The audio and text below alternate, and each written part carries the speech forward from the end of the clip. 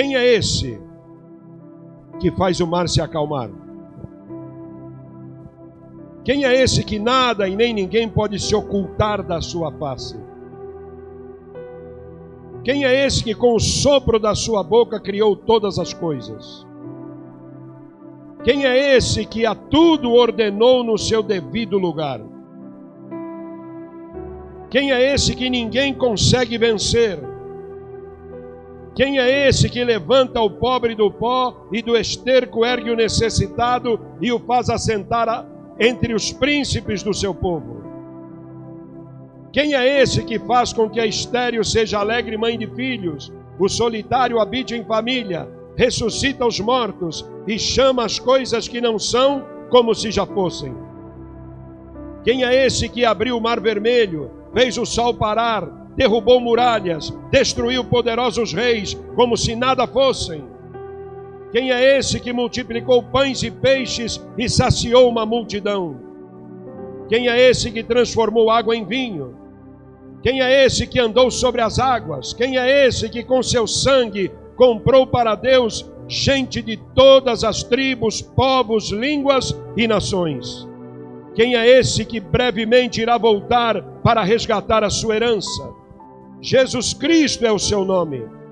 Ele é aquele que era e que é e que há de vir. Ele é a resplandecente estrela da manhã. Ele é o lírio dos vales. Ele é a rosa de Sarom. Ele é o escolhido entre os milhares. Ele é o alfa e o ômega. Ele é aquele em quem estão escondidos todos os tesouros da sabedoria e do conhecimento. Ele é o verbo que se fez carne. Ele é antes de todas as coisas e todas as coisas subsistem por meio dele. Ele é o que julgará os vivos e os mortos. Ele é aquele diante de quem se dobrará todo o joelho dos que estão no céu, na terra e debaixo da terra, e toda língua confessará que Jesus Cristo é o Senhor, para a glória de Deus Pai. Esse é o Deus em quem nós cremos.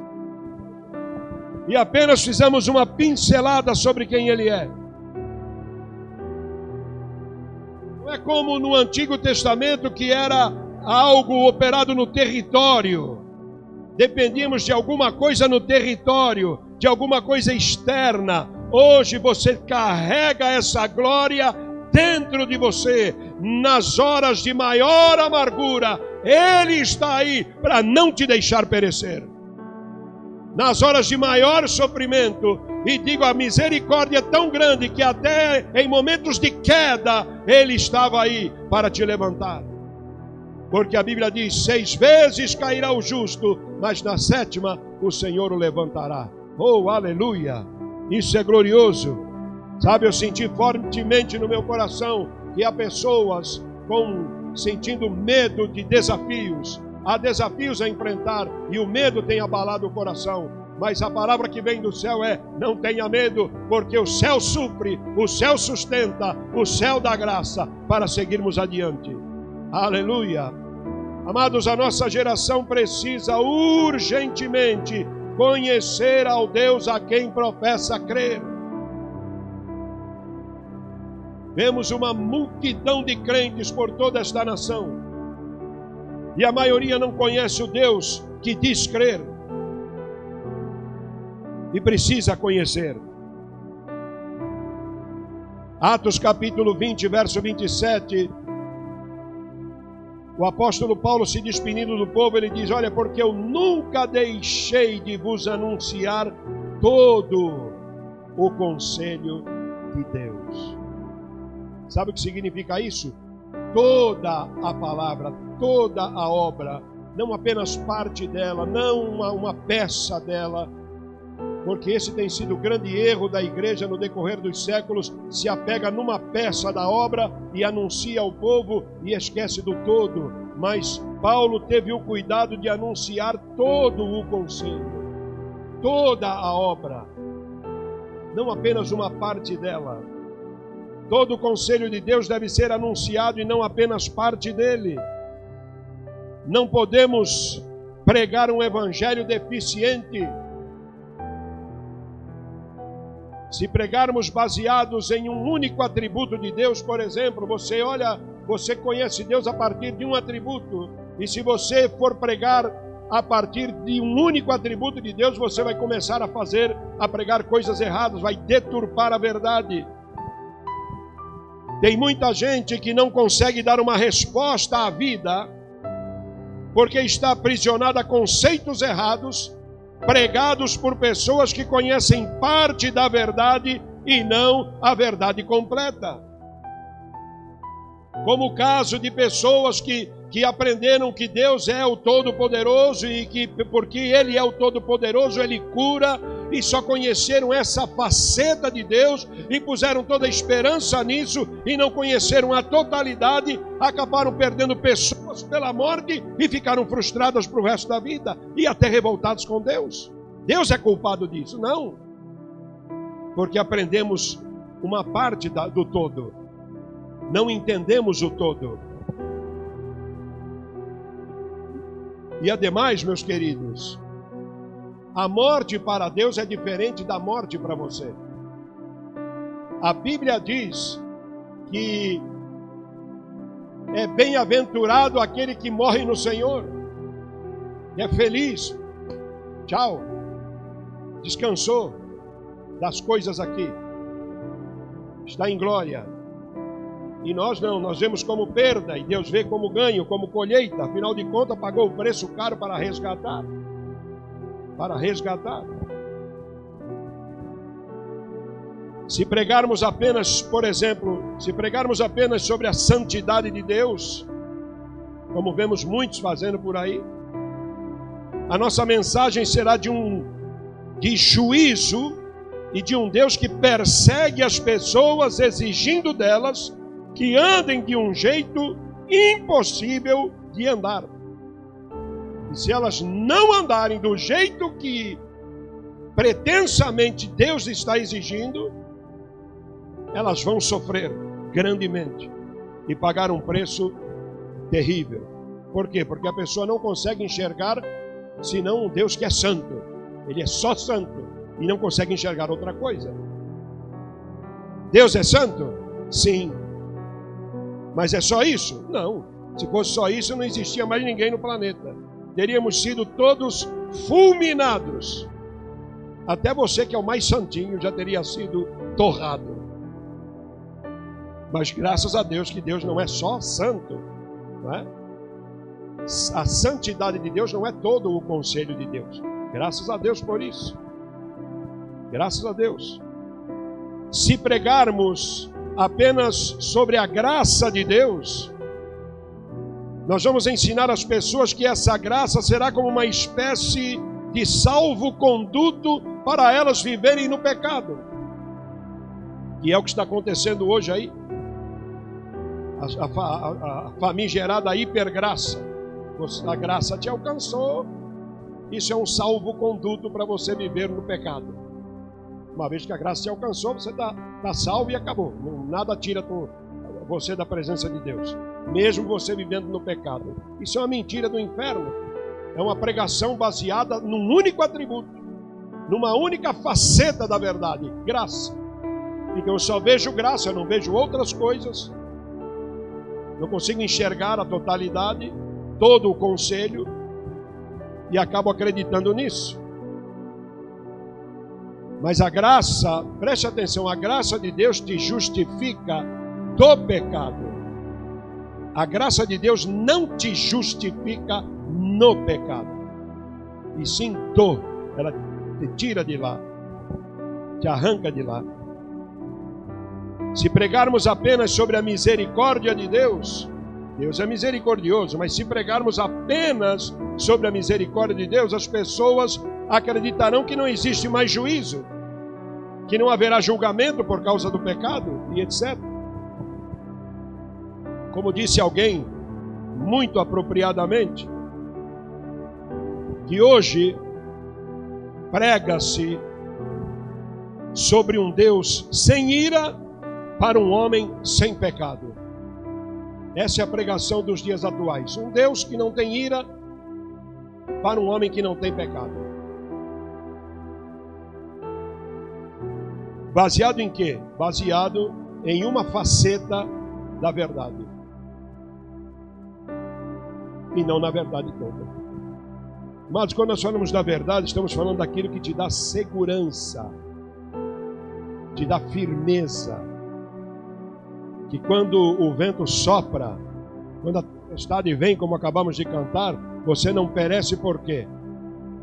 Não somos alimentados, como eu falei ontem teve culto aqui dos pastores da cidade, falei, nós não somos alimentados por música, não somos alimentados por culto, nós somos alimentados pelo Deus que habita em nós, pelo Senhor que habita em nós. Ele é o sustento da nossa vida. Amém? Ele é o sustento. Quando começamos a adorar, e aí é que está a questão, você começa a adorar e está esperando, Deus, o céu não vai abrir? Quando na verdade Deus está esperando você responder. Libera o que está aí dentro, porque o rio vai fluir daí de dentro, não lá de cima. O rio foi dado a você. Quem crê em mim, rio de água viva fluirá do seu interior. Aí eu fico esperando, feche o coração, esperando que o arrepio venha do céu. Não feche o coração, comece a dar. Quando você estiver cultuando, comece a dar, comece a dar. Comece a liberar. Libera o que está dentro de você. Isso vai. Aí quando você sente a presença, viu como Deus visitou? Não, viu como você liberou o que está aí dentro. Eu começo a ficar muito preocupado quando vemos uma igreja esperando um grande avivamento. A igreja está esperando um grande avivamento. Eu já começo a desconfiar se isso não é uma desculpa esfarrapada para viver no comodismo. Vamos aguardar. Vamos aguardar. Então vamos aguardar. Jesus volta. Misericórdia. Misericórdia. Portanto, não podemos cair no erro de pregar parte do conselho de Deus. Temos que pregar o Evangelho em sua totalidade. Lembro-me de uma pessoa que ficou endemoniada aqui uns anos atrás, quando estávamos orando numa tarde. E ora, e nada de demônio sair. Pode dar licença. Chamei a pessoa, falei, como é o nome dela? Fulana. Fulana de tal. Ela, falei, olha, quer fazer uma aliança com Deus? Não adianta falar de libertação. Ela precisa fazer uma aliança com Deus. Porque libertação é para quem tem aliança com Deus. Quem não tem aliança com Deus não tem libertação nenhuma. Jesus disse isso, você expulsa o demônio, ele sai e volta com 7 piores do que ele. Que libertação que é essa? Que libertação é essa? Então precisamos pregar todo o conselho de Deus. Não apenas falar que Deus é poderoso para te libertar. Não, você precisa fazer um pacto. Tem que fazer um pacto, uma aliança com Ele. O Evangelho tem que ser pregado na sua totalidade. Por exemplo, a nossa geração, e pergunto até para ti, igreja aqui, você sabe o que é salvação? Pergunta, chega ao cúmulo do besterol, não? Essa pergunta? Não. O que é salvação? A nossa geração não sabe o que é salvação. A nossa geração nem sequer desconfia do que seja salvação. Alguns anos atrás você falava da volta de Cristo, por exemplo, falava das coisas do céu, o povo incendiava de alegria. O céu é como se estivesse falando de alguma obra de Walt Disney ou do Monteiro Lobato, ou de qualquer coisa parecida. Porque mudaram, amados, sorrateiramente Satanás foi mudando os conceitos na igreja. Sorrateiramente ele foi mudando os conceitos. O que é a salvação? É Deus em Cristo salvando o pecador. E vamos ver mais detalhado o que é isso. Muitos estão acostumados a ouvir isso, mas não têm a menor ideia do que isso significa. Alguns acham que salvação é Deus me dando coisas necessárias para eu viver. Não sei qual é o que você tem na cabeça, o que você pensa, qual a sua ideia de vida, não sei. Mas uma coisa eu sei, vai chegar o dia em que você vai estar diante de Deus. Vai chegar o dia que você vai partir. Não sei se com 50, 60, 80, 100, tomara que você tenha longa vida. Amém? Deus te dê longa vida, longevidade. No entanto, seja com longevidade ou sem ela, você um dia vai partir. Alguns de nós já tem mais passado do que futuro. Se é que você me entende, né? Quem tem 50, 60, não sei se vai viver mais isso. Vai ver mais isso, mais pra frente. Não sei. Pode ser, mas difícil, não é? E também é melhor que o senhor arrebate do que ficar aí. Né? O senhor leva para a glória.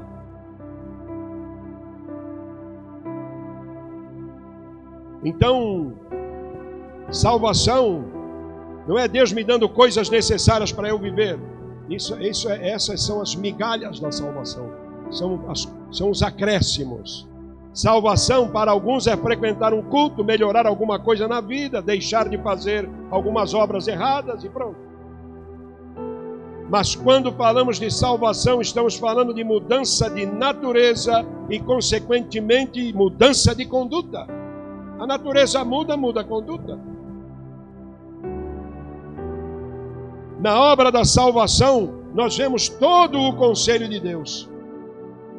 Quando você olha para a cruz, por isso que a cruz é um marco tremendo. E é o que nós estamos celebrando aqui, queridos. A cruz é um marco tremendo, por quê? Porque ela revela todo o conselho de Deus. Ela condensa todo o conselho de Deus. Primeiro, na cruz, nós vemos a ira de Deus contra o pecado. Então, Deus é santo e não pode nem ver o pecado. Para a nossa mentalidade, isso parece meio estranho, porque nós nascemos aqui no meio do pecado e vivemos a vida inteira aqui. Mas não se esqueça que nós somos criados a partir dele e não a partir dessa natureza caída que temos hoje, ou que tivemos. Deus não criou isso que você está vendo. Deus não criou esse mundo que você está vendo. O que Deus criou foi outra coisa. Alô? Por isso nós estranhamos quando fala da ira de Deus. Mas quando olhamos para a cruz, nós vemos a ira de Deus contra o pecado. E o pecado não é uma bobagem inventada por religiosos que não têm o que fazer. Pecado é uma natureza de destruição, de morte e de completa oposição a Deus. O que é pecado? Pecado não é uma coisinha, um deslizezinho, é um errinho. Não, pecado é uma natureza de morte. Pecado é uma natureza de destruição. Pecado é uma natureza de oposição a Deus. Ainda que muitos, na sua religiosidade, acreditam que agradam a Deus. Mas a casta contra a qual Jesus mais batalhou foi contra a casta dos religiosos. Jesus não tinha problema com as prostitutas, Jesus não tinha problemas com os publicanos, que eram tidos como traidores, cobradores de impostos de Israel para Roma. Jesus não tinha problema nenhum com essa gente. Pregava para eles, sentava com eles, comia com eles. Agora, quando se tratava dos religiosos da sua época, era na base do porrete. Era na base de decretos de maldição. Ai de vós! Ai de vós! Ai de vós! Ai de vós! Pega o Evangelho de Lucas e você vai ver isso aí. Tem uma lista de ai ali que ai. Para quem? Para a casta religiosa. Por quê? O próprio Jesus disse: vocês estão na porta do céu, têm a chave da ciência, não entram e não deixam os outros entrarem. Colocam sobre o povo um jugo que nem mesmo vocês carregam, nem com o dedo vocês arrastam. Romanos 6,23 diz: porque o salário do pecado é a morte. A morte não é só alguém dentro de um caixão. Não, morte é a natureza em que o homem nasce por causa do pecado. Ele nasce nessa natureza. Como nós já falamos várias vezes. Por isso é que desde a mais tenra idade, a natureza maligna já está ali. A natureza já com mentira. A criancinha nem sabe o que é mentira e já está mentindo. Você já viu criancinha mentindo, não? Foi você que... De jeito nenhum. E olha lá que se for filho de crente, vai dizer assim, o papai do céu está vendo que não fui eu. Já está ali. É natureza de morte. Romanos 8, versos 7 e 8. Porquanto a inclinação da carne é inimizade contra Deus, pois não é sujeita à lei de Deus, nem em verdade o pode ser, porquanto os que estão na carne não podem agradar a Deus. Por quê? Porque essa natureza de pecado, ela se opõe a Deus. Não tem conserto para essa natureza, não tem arranjo para essa natureza. Essa natureza tem que ir para a cruz, tem que morrer. A religião enfeita o cadáver. A religião enfeita o defunto. Põe roupas lindas no defunto, altas filosofias, padrão de vida elevado. A religião, ela enfeita o cadáver, mas é só um cadáver enfeitado, mais nada. Só um cadáver enfeitado. Mas Jesus veio para dar vida, e vida com abundância. Entendeu? Essa é a diferença. Quando olhamos para a cruz, vemos a manifestação da ira de Deus contra o pecado. Porque o pecado é tão devastador que Deus precisou enviar seu Filho para receber sobre ele, sobre si, toda a ira do Pai contra o pecado. Ah, mataram Jesus, veio e mataram ele. Não, ninguém matou ele.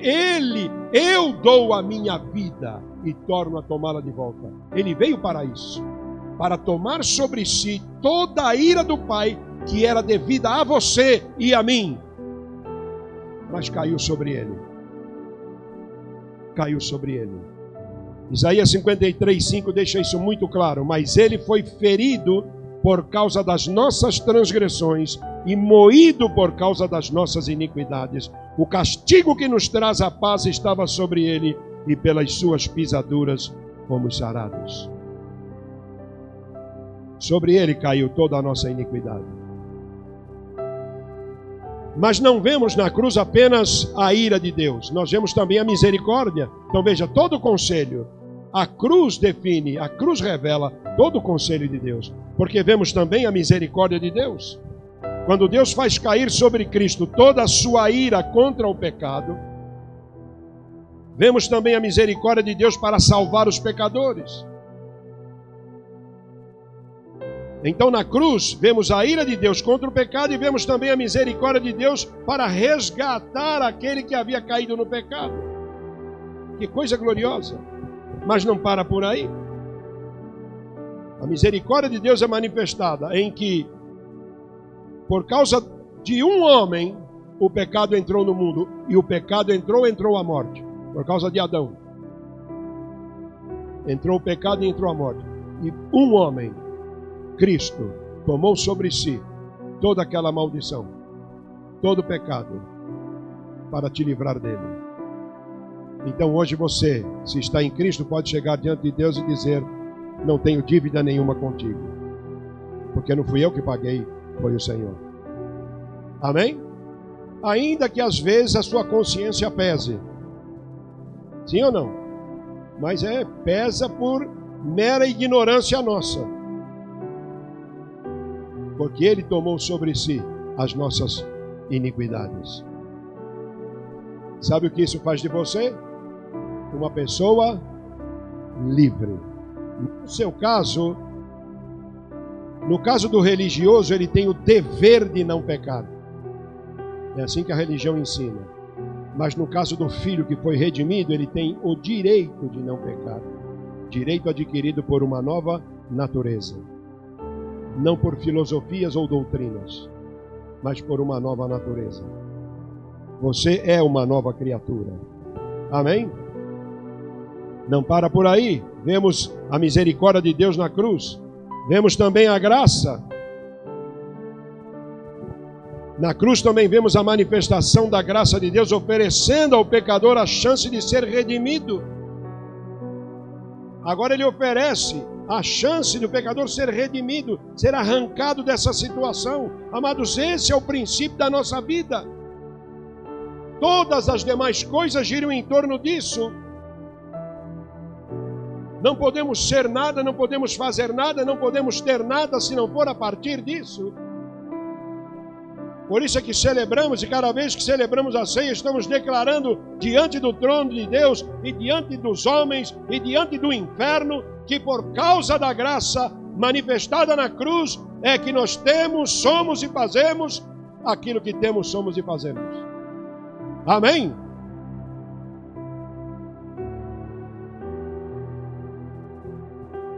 Na sua misericórdia, Deus fez cair sobre Cristo o nosso pecado. E na sua graça, Deus oferece esse perdão a todo aquele que crê. Sabe o que é perdão? Não é o perdão que você dá para os outros. Está perdoado, né? Mas já sabe, né? Já sabe. Está no meu caderninho negro aqui. Deus não tem caderninho negro. Aleluia. Amém? Tem cuidado, já tá bom, tá perdoado, mas está aqui no meu livrinho. Se triscou um pensamento, eu já te fulmino. Não, Deus não trabalha dessa forma. Graças a Deus. Graças a Deus que a graça de Deus é diferente disso, porque senão não teria ninguém aqui para ouvir eu pregar, e nem eu estaria aqui para pregar para ninguém. Amém? Não escapa a ninguém. Não pensa que tem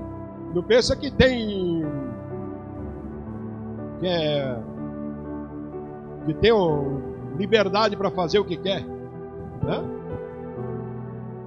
Não tem, não. Pelo contrário, o juiz é mais duro. Romanos 6:23, mas o dom gratuito de Deus é a vida eterna por Cristo Jesus. Gente, que é vida eterna? Não é um lugarzinho lá no céu, não. Vida eterna é a vida que está aí dentro de você. Ela é uma vida eterna. Significa que ela é indestrutível. Por isso é que o inferno já tentou de tudo para te derrubar e não consegue. Por quê? Porque você porta uma natureza que não pode ser destruída. A própria Bíblia diz que aquele que de Deus é gerado, que é a vida que você recebeu aí dentro, o maligno não toca. O maligno não pode tocar nessa vida que está aí dentro. Mesmo quando você escorregou, mesmo numa fase em que você estava com um pé na cova e outro na casca de banana. Viu? Mesmo nessa fase aí, Deus foi lá e a vida dentro de você, o que é Deus te tomar? A vida que está dentro de você não permite que você fique lá. Não permite.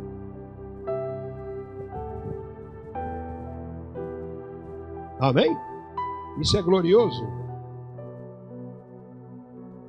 Cristo não é uma opção. Cristo é a única salvação. Não é uma opção. Eu posso ter isso? Isso meu professor de português no seminário lá em Bauru, ele sempre corrigia. Havia uns adesivos na época, Jesus salva. Ele falava, isso está absolutamente errado. Porque se diz Jesus salva, significa que tem outros que salvam. Só Jesus salva. Esse é o correto da língua. Leu, professor bom, hein? Eita, professor bom. Só Jesus salva. Jesus salva só não. Só Jesus salva. Atos 4:12 deixa claro que Cristo não é opção, é a única salvação. E em nenhum outro há salvação, porque também debaixo do céu nenhum nome há dado entre os homens pelo qual devamos ser salvos. Nenhum outro nome, ninguém mais, só Cristo. Amém? Queridos, o que você está ouvindo aqui, vocês estão ouvindo aqui, é o que se ouvia na igreja até 20 anos atrás. De lá para cá, filosofias, vãs sutilezas, o evangelho onde o homem é o centro. O homem não é centro de coisa nenhuma e nunca vai ser. Na cruz nós também vemos o amor de Deus. Veja, estamos vendo todo o conselho de Deus. Vemos a ira, vemos a misericórdia, vemos a graça, vemos o amor de Deus. Porque Ele manifesta ali o coração de bom pastor, trazendo completa provisão para as suas ovelhas. Aqui, veja, completa provisão. Porque você não é um fantasma que precisa só ter o seu espírito redimido, ter o seu nome escrito no livro da vida, ter direito de ir para a glória, mas viver aqui aos trancos e barrancos. Não, Deus quer que você tenha uma vida poderosa e manifeste essa vida poderosa. Amém? Mesmo que seja nas finanças, viu? Eu já contei aqui, cabe dizer novamente. Me lembro de um dia eu estava em Curitiba, num carro, junto com um médico, que é pastor. Chega no sinal de trânsito, a pessoa entregando lá o jornalzinho, ele já fecha rapidinho. Gente, o que é que custa pegar? A pessoa está trabalhando. Para ela já deve ser uma humilhação muitas vezes dali. Porque não tem outra coisa para fazer, não tinha outro serviço. E aí vai entregar, você fecha a porta, imagine a situação que a pessoa fica. Não custa nada. Não é? Então, quando você crescer, prosperar, avançar, lembre-se desses detalhes. Como disse o Senhor a Israel, lembrem-se dos estrangeiros, porque vocês foram estrangeiros também lá no Egito. Lembrem-se. Ou seja, lembra de situações que vocês já passaram e tenham misericórdia hoje daqueles que estão passando a mesma situação. Deixa eu te dizer uma coisa, saber não te faz melhor do que ninguém. Saber te faz mais responsável do que os outros. Saber te faz mais responsável e não melhor do que ninguém. Assim como o pecado trouxe todo tipo de maldições na vida dos homens, assim a graça de Deus trouxe consigo toda sorte de bênçãos. Veja em Gálatas 3,13, Cristo nos resgatou da maldição da lei. Efésios 1,3, o Senhor nos abençoou com toda a sorte de bênçãos. Veja, isso não é uma coisa que Deus vai te dar. Preste atenção. Maldição não é algo que Deus vai tirar e bênção não é algo que Ele vai te dar. Maldição é algo que Ele já tirou na cruz e bênção é algo que você já é. Já é. Você é uma pessoa que está em uma posição de abençoado. Sabe o que é posição de abençoado? Em que todo o universo coopera para o teu bem. Cada tribulação também coopera para o teu bem. As tristezas cooperam para o teu bem. Mas também há dias de bonança, há dias de alegria, há dias de triunfo, há dias de festa. Aleluia. Amém? Na cruz nós também vemos a bondade de Deus. Além de nos salvar com uma eterna salvação, o Senhor também nos cumula de todo tipo de benefícios. Porque Jesus Cristo cura os enfermos, liberta os cativos do diabo, opera maravilhas no meio do povo, nos dá o seu espírito, levanta o caído, fortalece o fraco, sustenta o abatido, supre necessidades. Esse é o Deus em quem cremos. Amém? E você precisa crer nisso. Eu decreto todo dia, Senhor, eu decreto, acordo logo pela manhã, primeira coisa que eu faço, abro os olhos. E já decreto, Senhor, o ministro cura sobre todo o meu corpo, do alto da cabeça até a planta dos pés, cura isto, cura aquilo outro, cura aquilo outro, e já vou decretando todo dia. Todo dia. Porque eu não, com toda sinceridade, não concebo um evangelho, não creio no evangelho onde não há operação do poder de Deus. Não creio nisso. Não creio nisso. O cuidado de pregar todo o conselho de Deus é de nós apenas não pregarmos para as pessoas maduras, a pessoas que estão precisando ser curadas, ser libertas, ser restauradas, ser transformadas, ser libertas do poder das trevas, e nós precisamos pregar todo o conselho. Amém? Todo o conselho de Deus. Com toda sinceridade, eu trocaria tudo isso aqui para fluir no poder de cura e de milagres, embora lá para o mundo pregar o evangelho. Alcançar as almas. Ter vidas computadas no meu nome lá no céu. Cada dia ganhar uma multidão e só o barulho lá. Plim, plim, plim, plim, plim, plim, plim, plim, plim, plim. Os meus dividendos na glória.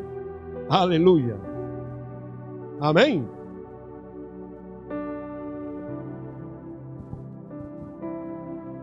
Na cruz nós vemos a justiça de Deus. Por causa da cruz o Senhor julgará os vivos e os mortos na sua vida. Que é outra coisa que você precisa tomar muito cuidado. Por favor, YouTube e os afins aí, tome muito cuidado, porque está cheio de pregador que não crê mais em juízo de Deus, que não crê mais em nada. Nós vamos estabelecer um reino aqui na terra, não vamos estabelecer nada, é tudo mentira do inferno. Quem vai estabelecer o reino chama-se Jesus Cristo, Filho do Deus vivo na sua volta. Não os súditos. Vamos influenciar, sim, senhores. Influenciar, sim. Agora nós vamos trazer o reino todo. Não cai nessa asneira. De maneira que juízo acabou, não tem juízo nenhum. Não existe juízo. Na cabeça dessas pessoas não tem mais juízo, porque caiu todo o juízo sobre Jesus. Não tem mais juízo. Mas a Bíblia diz, no Evangelho de João, que quem tem o Filho tem a vida. Quem não tem o Filho, a ira de Deus sobre ele permanece. Todo o conselho de Deus. Se eu prego parte do conselho de Deus, eu perco estas coisas. Deixo de entender. O Senhor julgará os vivos e os mortos na sua vinda. Ninguém escapará do juízo de Deus. Ele julgará os grandes e os pequenos, os ricos e os pobres. Ele julgará as nações da terra. Nada, nem ninguém escapará do juízo de Deus. 2 Timóteo 4:1. Conjuro-te, pois, diante de Deus e do Senhor Jesus Cristo, que há de julgar os vivos e os mortos na sua vinda e no seu reino.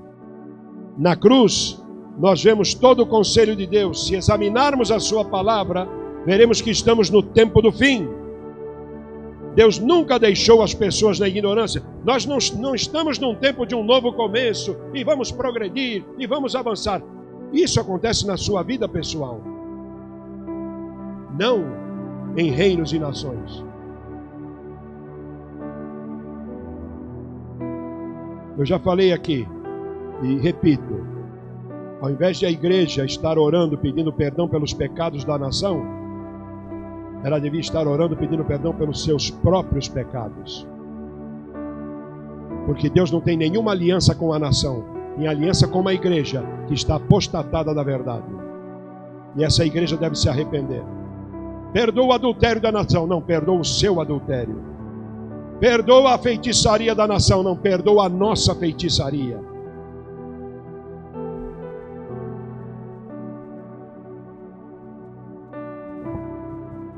E eu estou falando isso baseado nos últimos 20 anos, nas últimas 2 décadas. E a gente parou para examinar. Está vendo os resultados aí. Deus nunca deixou as pessoas na ignorância. Por isso devemos estar atentos a todo o conselho. A ignorância faz parte da vida dos desleixados e desinteressados. A ignorância faz parte da vida daqueles cuja esperança está apenas nessa terra. 2 Pedro 3,13 diz: mas nós, segundo a sua promessa, aguardamos novos céus e nova terra em que habita a justiça. Aleluia! Numa passada, numa pincelada rápida, ficamos sabendo de boa parte do conselho, nem chegamos a todo o conselho, mas uma boa parte do conselho de Deus. Não é o Deus que quer te fazer ficar rico, quer te fazer ficar milionário. Amém. Não pare de lutar, não pare de trabalhar, não pare de estudar, não pare de se informar, não pare de avançar, mas isso não é evangelho na sua totalidade, não. Isso é uma fagulha dele, isso é uma parte dele. Amém? Oh, nós temos que ser cheios do Espírito. Sim, temos sim. E por favor, eu detesto igreja seca. Precisamos ser cheios do Espírito. Mas não pense que isso é todo o conselho de Deus. Nós já tivemos crianças aqui cheias do Espírito, orando em língua, pulando, se alegrando na presença de Deus. Quanto tempo isso aí? Mas não pense que isso é todo o conselho de Deus. Mas é parte dele e nós precisamos. Amém?